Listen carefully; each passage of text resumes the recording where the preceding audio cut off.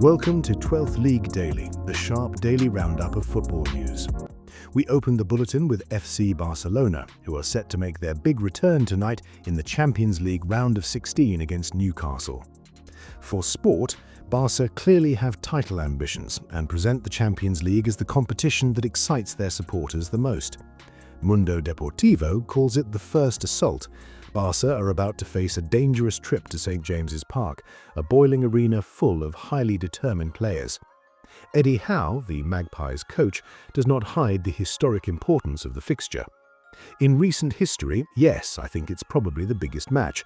Maybe someone could contradict me with an example if we go very far back, but in the club's modern football era, for me, it's the case, and that is exactly the mindset we need, to be up to the occasion and to accept the importance of this match. From Hansi Flick, the message is clear and sober. Newcastle play very well. They press one-on-one and are very quick in attack. We must defend with pride and courage. Both matches will be important. We saw that against Atletico in the Cup. We must be cautious, and that is what we will do. The tie promises to be electric, not least because Barca will be without several key players. De Jong, Koundé and Balde are absent, although Flick is expected to start Lewandowski up front tonight.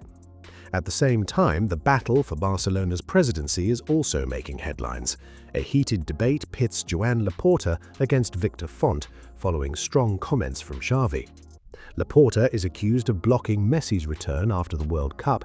He has denied Xavi's claim and defended Deco, while Victor Font has denounced Laporta's management and what he sees as an attempt to monopolize the club. For Marca, it's almost a big bang. The Champions League pitches La Liga directly against the Premier League in a triple showdown. Barcelona and Atletico face Newcastle and Tottenham respectively tonight, while Real Madrid take on Manchester City tomorrow. On the injury front, Carvajal and Kylian Mbappe are currently ruled out. Mbappe, who has been rehabbing a left knee injury since the end of 2025, has returned to Real's training centre and is following a tightly controlled recovery protocol. A possible return for the second leg at the Etihad remains on the cards. In AS, an interview with Gianni Infantino headlines the paper.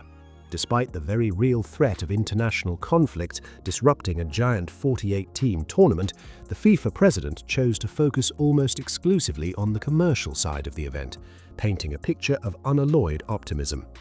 The World Cup is going to be fantastic, phenomenal. There is unprecedented excitement in the United States, Mexico and Canada, he declared, while largely sidestepping the growing security and logistical concerns expressed by some participating nations. In Italy, Corriere dello Sport highlights the battle for European places and tonight's continental fixtures. With Juventus and Roma outside the top four, the race for qualification is heating up, and the Opta algorithm delivers surprising predictions. Como, coached by Cesc Fabregas, now appears favourite to clinch a European spot with 37.78% probability, while Atalanta under Gianpiero Gasperini lurks close behind at 33.91% as Juventus and Roma lose ground. The paper also shines a light on a much-anticipated duel, Gianluca Scamacca versus Harry Kane in an Atalanta versus Bayern Munich clash that coach Palladino promises will be a magical night. After the defeat to Milan, coach Chivu is trying to rally his players. In the standings, Inter still hold a 7-point lead at the top of the table, but tensions remain high. For La Gazzetta dello Sport, Atalanta carry Italy's hopes in the Champions League tonight. Meanwhile, Milan owner Jerry Cardinale has reaffirmed his support for Massimiliano Allegri. The objective is clear: spark a spectacular comeback. Redbird places Allegri at the heart of the club's future project, giving him a strategic central role, sometimes compared to the influence once held by Oliver Bierhoff. That's all for today. Thanks for watching. See you soon for the next episode of 12th League Daily.